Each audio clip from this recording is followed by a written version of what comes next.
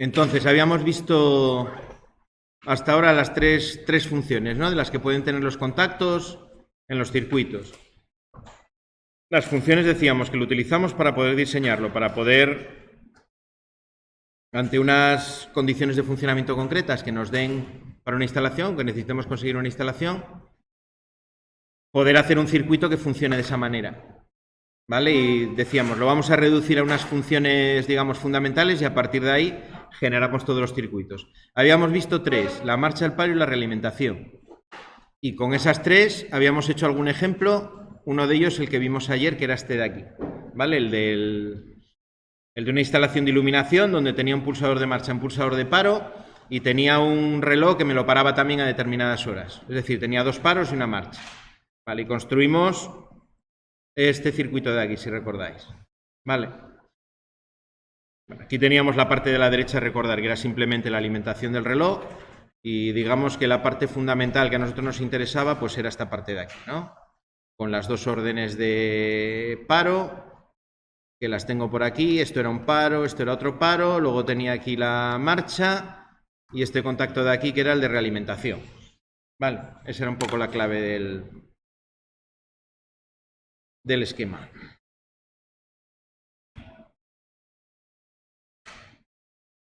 Bueno, vamos a ver entonces dos más, otras dos funciones. Con esas 5 nos vamos a poder defender en un montón de supuestos. Y luego las vamos a utilizar más adelante cuando pasemos a los autómatas, a programar. Vamos a utilizarlas exactamente igual para razonar los programas. Exactamente lo mismo. Bueno, la primera de esas dos que nos quedan, la dependencia. ¿Cómo consigo que un receptor dependa de otro receptor? Depender quiere decir que si no está conectado el primero, no puede estar conectado el segundo. Si no conecto el primero, no conecta el segundo. Eso se llama dependencia, hacer depender. Imaginas, por ejemplo, una máquina de las del taller de mecanizado que tiene una bomba de taladrina y yo hago depender la bomba de taladrina del funcionamiento del útil, ¿no? De mecanizado que tiene la máquina. Entonces, lo cableo de tal manera que si no está encendida la máquina, no está girando, la bomba de la taladrina tiene que estar apagada, no puede encenderse. ¿Vale? Eso sería una dependencia. Eso sería una dependencia. ¿Cómo hago la dependencia? Pues la dependencia se hace de manera muy sencilla, poniendo un contacto abierto en serie con el receptor que quiero hacer dependiente. Si quiero hacer que un relé 2 dependa de un relé 1, lo que tengo que hacer es lo siguiente. Imaginaos que tengo un primer relé, o un contactor, o un receptor, el que sea, K1A, y quiero que el segundo, K2A, dependa de él, lo que hago es poner un contacto de K1A en serie con el 2. Ahí ya tengo hecha la dependencia. De esa manera, hasta que yo no conecte aquí, hasta que yo no conecte el K1A, este contacto no va a estar cerrado y en ese caso, cuando yo ya le dé señal desde arriba, es cuando esto se podrá conectar. Vale, la dependencia, un contacto abierto en serie con la segunda carga. Esto era lo que teníamos, si recordáis, o lo que estamos haciendo en la práctica, me parece que 6, ¿no? En la 6A.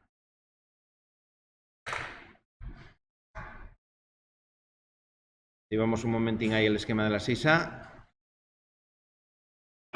Veis, aquí tengo la dependencia en este contacto, ¿no? K1A tiene un contacto en serie con K2A, de tal manera que hasta que este no se encienda y este contacto se cierre, el 2 nunca va a poder funcionar. Lo estoy encadenando en su funcionamiento completamente al 1. Hasta que el 1 no cierre este contacto aquí, hasta que no cierre aquí, el 2 nunca va a poder funcionar.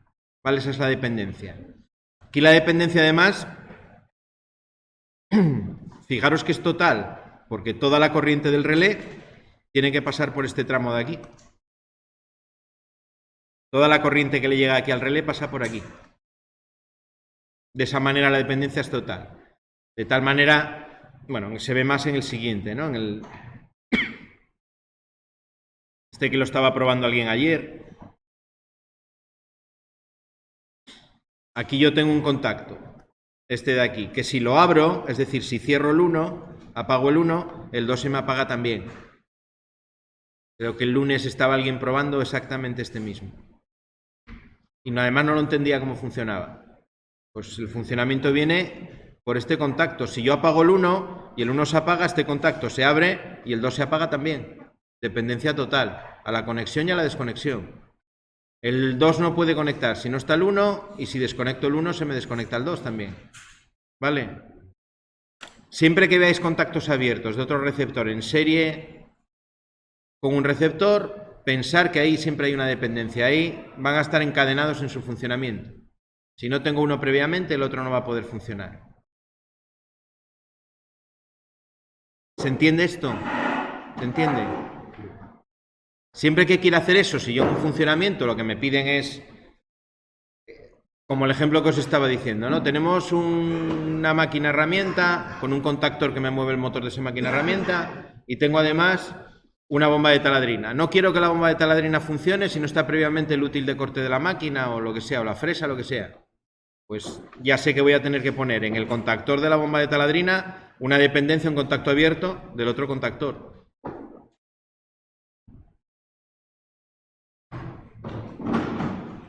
Bueno, pues esa es una de las dos que nos quedaba.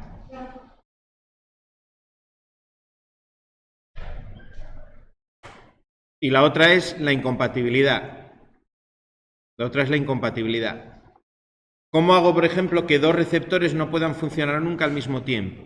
Pues lo hago con un contacto normalmente cerrado en serie con el otro receptor. Si la dependencia la consigo con un contacto abierto, la incompatibilidad la consigo con un contacto cerrado. Por ejemplo, si yo quiero hacer que haya dos receptores que no funcionen a la vez, pues no es complicado simplemente hacer esto. Hay muchos casos en la realidad donde esto va a ser necesario hacerlo. Por ejemplo, cuando hagamos la inversión de giro de un motor, controlado por dos contactores, uno para cada sentido de giro, yo nunca puedo hacer que se activen los dos a la vez, porque veremos que en el circuito de fuerza puedo provocar yo un cortocircuito con el de mando. Entonces, para evitarlo, lo que hago es crear una incompatibilidad, hacer que sea imposible el funcionamiento conjunto de los dos. Y hago esto. En serie con el 1, le pongo un contacto cerrado del 2 y en serie con el 2 le pongo un contacto cerrado del 1. Así consigo incompatibilidad. Estos dos relés son incompatibles. Y son los dos, K1 respecto al 2 y el 2 respecto al 1. ¿Vale? En los dos sentidos. Repito, para ver si nos va quedando en la cabeza. Dependencia, contacto abierto en serie con el receptor que quiero hacer dependiente. Incompatibilidad, contacto cerrado en serie con el receptor que quiero hacer incompatible. Y alguien ahora me dirá con toda la razón, eso se parece mucho al paro. ¿Se parece mucho al paro? Pues sí, se parece mucho al paro. El paro y la incompatibilidad se hacen exactamente igual. La única diferencia es una diferencia de concepto. El paro, o llamamos algo paro, cuando me desconecta algo que está funcionando, a eso lo llamo paro. Tengo un motor funcionando y un contacto se abre y me lo detiene. Incompatibilidad llamo a un contacto que impide que otra cosa funcione. ¿Vale? Técnicamente se hace de la misma manera, es un contacto cerrado en serie. Pero el concepto es distinto. Un paro me detiene algo que está funcionando y una incompatibilidad impide que algo funcione. Algo está parado y no deja que se arranque, no deja que funcione. ¿Vale? Venga, hacemos una pequeña recapitulación y ponemos un ejemplo. ¿Cómo hacemos el paro? Decidme vosotros. Paro. ¿Cómo lo hacemos? Contacto NC en serie, ¿no? Con la carga que quiero parar. Marcha. ¿Cómo hacemos la marcha? Contacto abierto, bien. Normalmente abierto. En serie también con la carga que quiero conectar. ¿Vale? Teníamos la tercera función que era la realimentación. Realimentación. ¿Qué tipo de contacto? Contacto abierto. ¿Y cómo lo conecto? en paralelo con la marcha.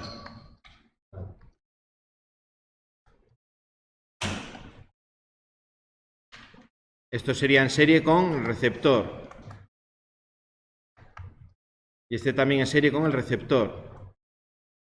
Las tres fundamentales. Y a estas le añadimos la dependencia,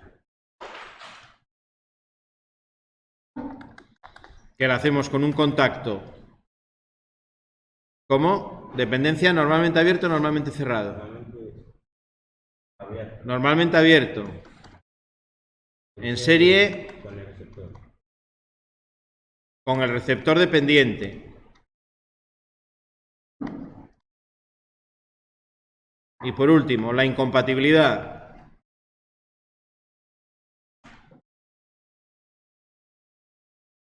¿Cómo es el contacto? Contacto NC en serie con el receptor incompatible.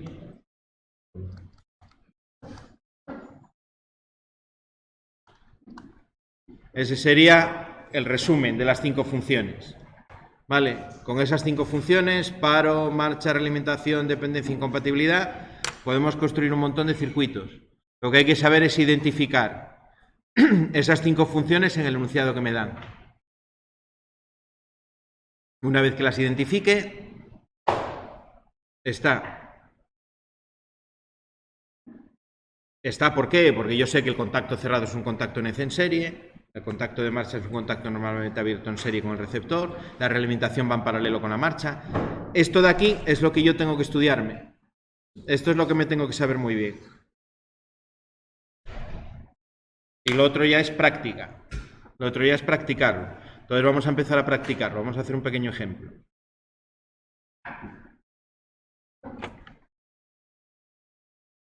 Vamos a tener un depósito.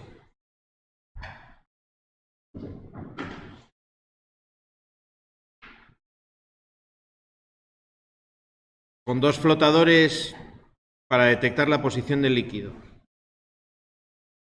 Si estarían, por ejemplo, si está el depósito lleno, depósito que podría ser para riego, para, no sé, para ir acumulando agua y poder regar una huerta o algo por el estilo. Vale. Entonces esto está en una finca que tiene un pozo. Bueno, el depósito está elevado para que el agua tenga cierta presión.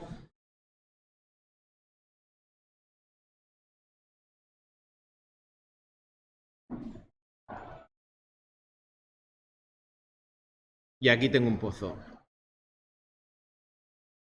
Aquí tengo una bomba, que es lo que vamos a intentar conectar, que está sacando agua de este pozo y me la va a meter aquí dentro de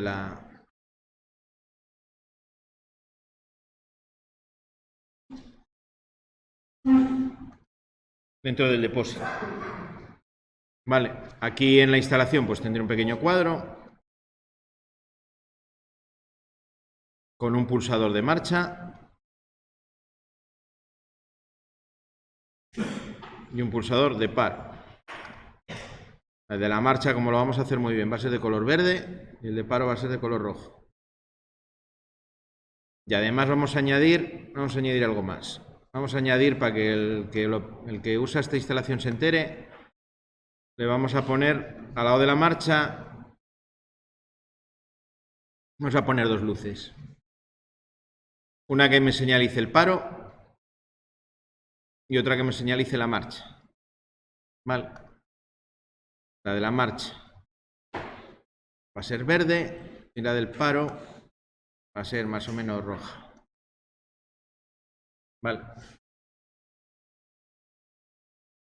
Vamos a buscar aquí uno de color rojo o anaranjado, me vale igual. Vale, ese es el cuadro de ahí.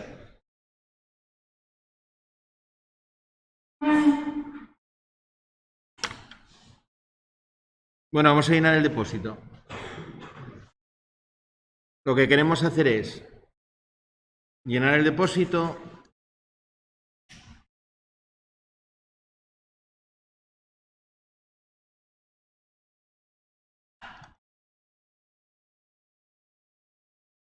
con el pulsador de marcha.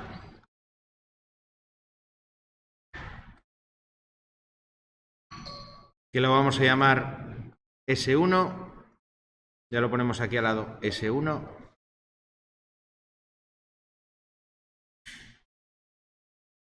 Paro el llenado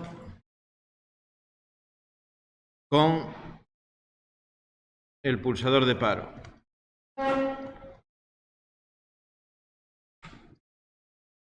S2, que ya lo pongo aquí, S2. Vale, marcha y paro.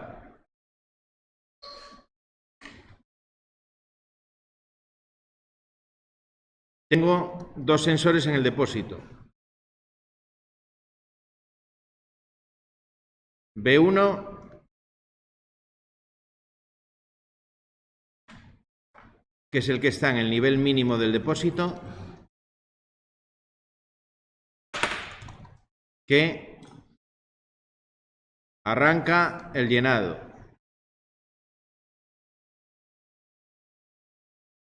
Sería el B1 el que está aquí debajo. Y otro sensor en la parte de arriba, que sería el B2,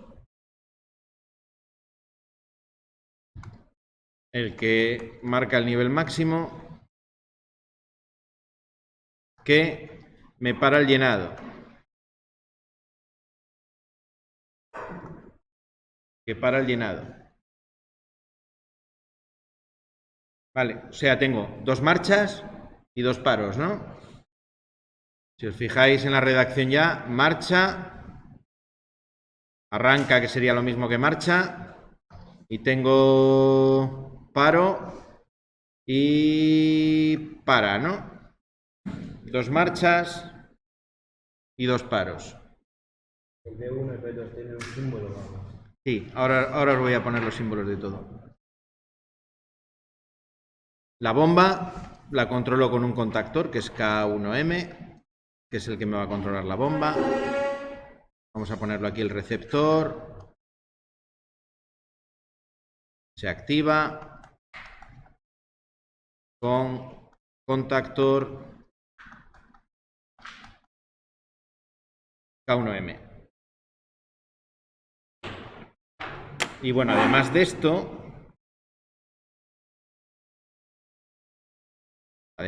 voy a tener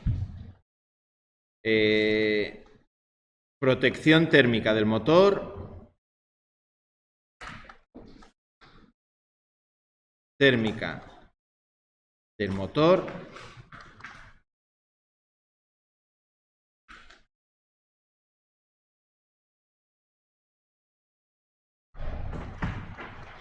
F1, se va a llamar F1, que para la bomba. Es decir, aquí tengo otro paro más. Otro paro más. Dos marchas, tres paros. Dos marchas y tres paros. Vale. Bueno, ¿por dónde empezamos? Ah, bueno, y tengo además, vamos a añadir dos pilotos de iluminación.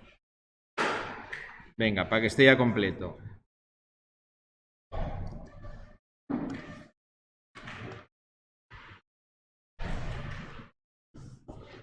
Vamos a poner que señalizamos. Señalizo. Marcha. Con P1 y paro con P2. Este sería P1 y este de aquí sería P2. Vale, P1 y P2.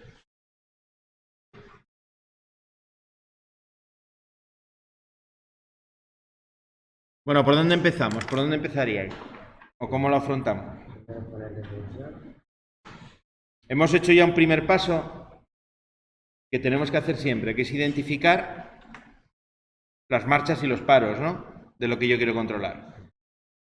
Tenemos que tener claro el receptor que tenemos que controlar, que es este, el K1M, eso es lo que yo quiero controlar, y las órdenes que tengo de marcha y paro.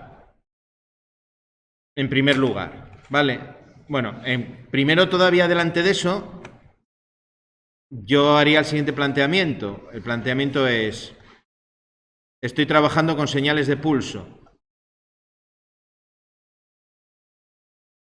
Pulso y suelto, ¿no? Y la bomba tiene que seguir funcionando. Son señales de pulso. Era lo primero que habíamos visto en la primera hora que empezamos a explicar esto. Tengo señales de pulso, señales de nivel. En este caso son señales de pulso. Segundo, identificamos marchas y paros.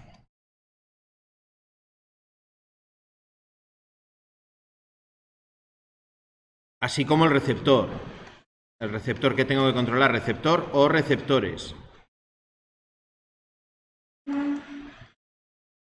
Receptor o receptores.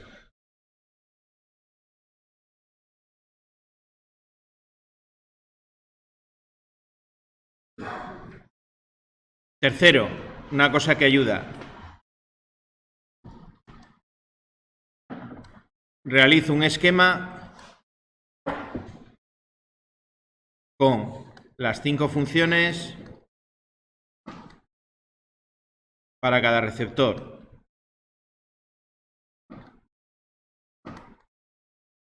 Un esquema donde yo pongo cuáles son sus marchas, cuáles son sus paros, si tiene realimentación, si tiene dependencia y si tiene incompatibilidad. Y escribo en ese esquema los elementos que hacen cada función, porque eso me va a permitir a partir de ahí sacar el gráfico del circuito de manera muy rápida. Estas son maneras de trabajar también, ¿eh? Al principio yo os aconsejo que lo hagáis así porque yo creo que os va a ser más fácil. Me refiero a lo siguiente, yo parto aquí del K1M, que es el receptor que yo quiero controlar, y entonces lo que hago en el esquema es poner cuáles me dan la marcha, cuáles me dan el paro, si tiene realimentación, que pondré que sí, y no tengo más aquí, no tengo dependencia, no tengo enclavamiento. Vale, simplemente aquí son las 3 funciones, no tengo las 5, sino que tengo solamente 3. Vamos a poner cuáles son. ¿Cuáles son las órdenes de marcha? Según el problema. El S1, ¿no? Que es el pulsador de marcha, lo escribo aquí, S1. ¿Cuál es otro elemento que me da la marcha? B1, ¿no? El nivel mínimo. Ojo con B1 porque aquí este problema tiene trampa. La boya, que al final es una boya que flota, lo que detecta es que hay agua. Es decir, tengo un contacto, si pongo un contacto abierto, ese contacto se cierra cuando hay agua. ¿Vale?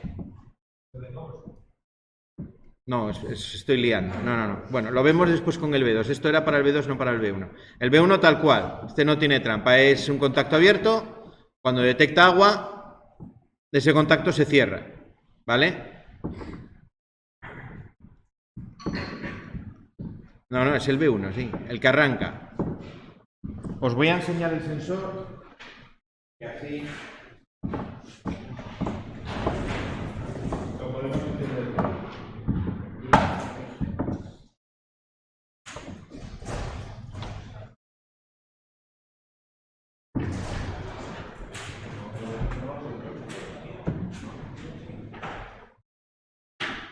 Esos sensores son estos. Esto está en el depósito. Bueno, veis que tiene un cable largo para poder meterlo bien. Tiene un contrapeso aquí para que me quede abajo. Cuando el depósito se queda sin agua, está así. Está en reposo. Y cuando hay agua, esto flota. En cuanto el agua le llega, esto no se puede quedar a medias. ¿Vale? Esto o está así o está así. Tiene una forma que va a hacer que flote. Cuando flote en esta posición. Dentro lo que tiene es una bola. Y tiene como tres láminas, ¿no? Conductoras. Entonces, en esta posición me está haciendo contacto entre el común y la placa que está abajo, y en esta posición me está haciendo contacto entre el común que está en medio y la placa que está en esta parte de aquí, en la parte de arriba de la boya. ¿Y si se mueve el agua que está ahí en la plataforma? Esto lo va sujetando tiene un contrapeso aquí le puedes meter más peso y no se te va a mover. Cuando tienes dos, corres el riesgo de que se te enrede, pero entonces lo que haces es poner uno en cada lado. El de arriba lo pones a un lado del depósito y el otro lo pones abajo. Se utiliza muchísimo, esto lo vais a ver seguro cuando estéis en la empresa, porque bombeos es que hay cantidad. Tenéis estos que son así y tenéis otros que son de fosas sépticas, que llaman de aguas sucias, que son planos. Tienen la misma forma, pero en vez de ser así, digamos, redondo, en este sentido es como plano, es como si fuese una pastilla de jabón. Ese está pensado, pues, por la viscosidad y la consistencia que tienen las aguas sucias para lo mismo, para que floten en la posición correcta. Vale, dime. No suele quedar aquí, ¿no? Está hecho para que quede así o así. Porque digamos que las placas conductoras tienen, la común está en medio, tiene dentro como una bola que te hace contacto con esta parte de aquí o con esta. Lo podemos probar. Creo que sí, recordad que sí que hay una posición, pero es muy concreta y muy imposible de que quede en la realidad, por otra parte, en la que no pita ninguno de los dos.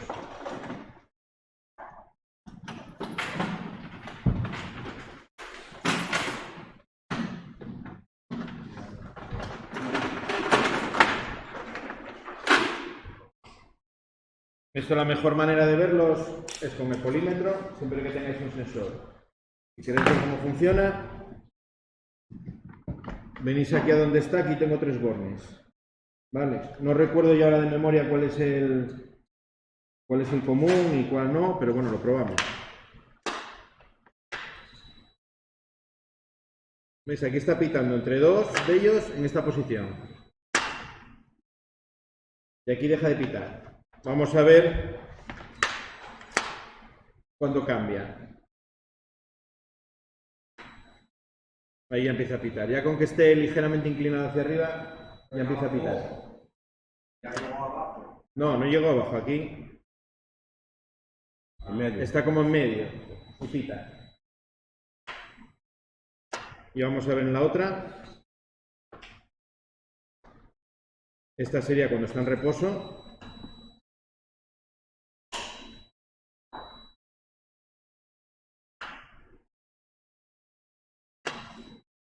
Hay una posición donde se superponen los dos. Bueno, nada, otro día lo probamos con 2 polímetros. Los polímetros van en una posición donde piten los dos, yo creo, por la posición que tiene. Vale, pero esto de todas maneras, tal como está construido, va a flotar así y cuando no tenga agua bastante para flotar va a estar así. Una de las 2 posiciones. ¿Y eso para qué sirve? Esto sirve para dar la orden al depósito.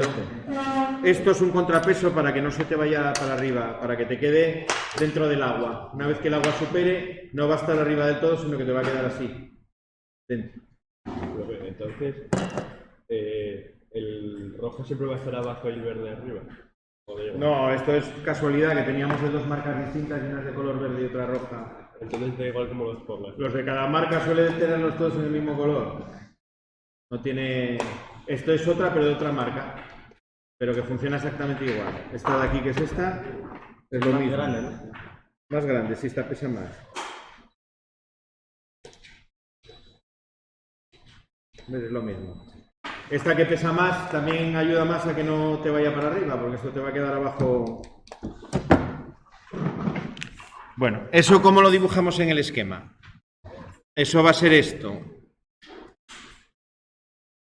El símbolo normalizado. El actuador es así como una elipse con una línea encima. Es como se representan los flotadores. Si cojo el contacto abierto, la parte abierta del contacto, cojo esto de aquí. Y si cojo la parte cerrada, pues lo dibujaría así.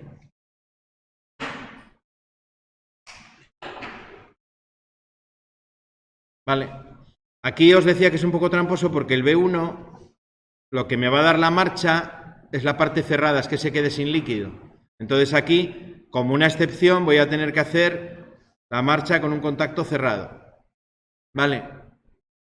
¿Pero por qué es eso? No es ninguna trampa ni os estoy diciendo que la marcha siempre es con un contacto abierto. Porque realmente lo que quiero que me dé la marcha no es lo que detecta la boya detecta agua, ¿no? Lo que quiero que me dé la marcha es que no haya agua.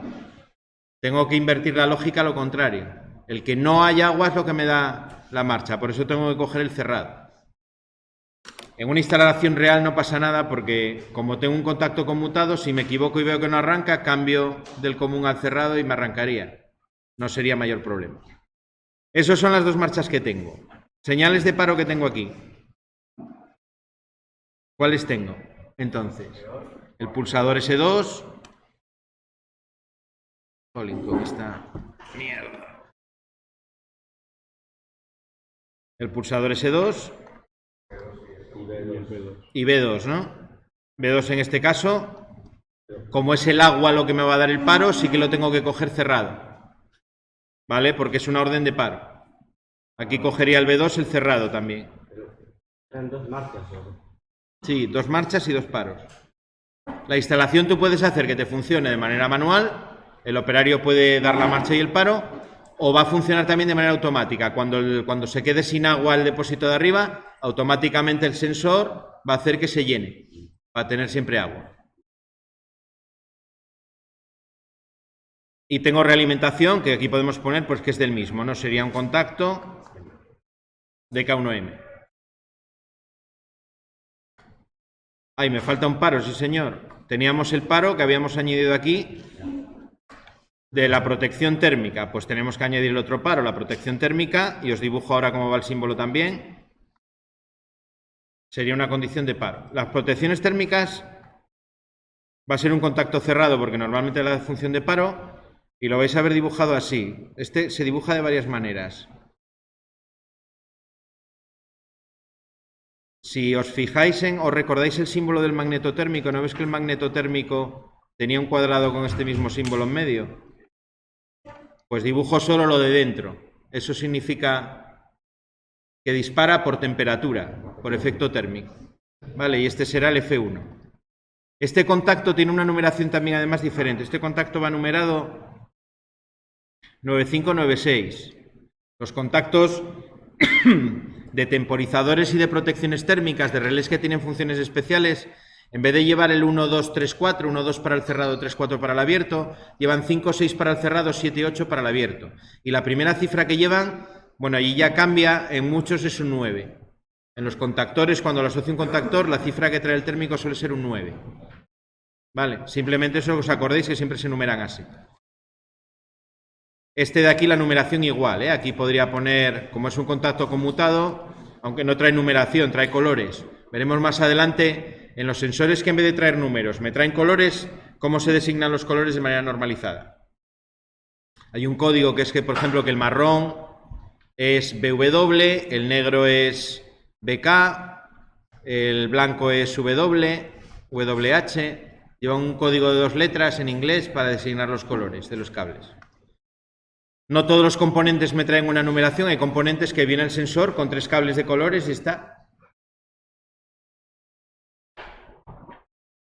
Bueno, se nos va a acabar la hora, pero podemos iniciar el circuito. Todavía sin bornas. Vamos a hacer el planteamiento sin borna ninguna para ver cómo sería el circuito, ¿no? Bueno, decimos que tengo 3 paros. Pues venga, un paro, contacto cerrado en serie de F1. Otro paro, ¿cuál podemos meter aquí? El paro del B2, ¿no? Que sería la boya de arriba, que es la que me va a parar cuando el depósito se llena para que no me desborde, ¿no? Más que nada. Profe, ¿puedes poner el S2 primero? Ahí el criterio sería el de las bornas. Podría ponerlo primero, sí. No, en el funcionamiento no. Luego yo los voy agrupando según las mangueras que tenga que sacar del cuadro, los pongo juntos los que vayan en la misma manguera para ahorrarme algún cable. Pero el criterio es simplemente ese de cableado, no tengo. Claro, exactamente. Es como lo del reloj, ¿no? Se pueden alternar en el orden, desde el punto de vista del funcionamiento, en el orden que queráis. Y la tercera orden de paro, que sería el S2. Paros, contactos cerrados en serie. Luego tendría las 3 órdenes de marcha, que serían en paralelo, ¿no? Las 2 órdenes de marcha, mejor dicho, y la realimentación. El S1, que es el de marcha.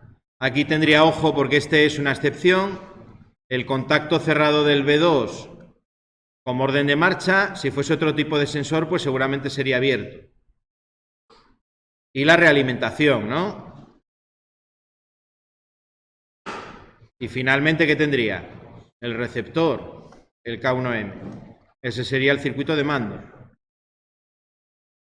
Mañana lo que vamos a hacer, en un momento, al principio de la clase, le vamos a poner el esquema con bornas y poner las señalizaciones que nos faltarían para señalizar la marcha y el paro. Y ya tendríamos un primer ejemplo completo ya de una instalación muy parecido a una instalación que se puede hacer en la realidad. Este tipo de instalación así con un depósito y un bombeo, yo en León lo he visto en varios sitios. En Asturias muchas veces hay manantiales y no es necesario, pero es una instalación muy típica.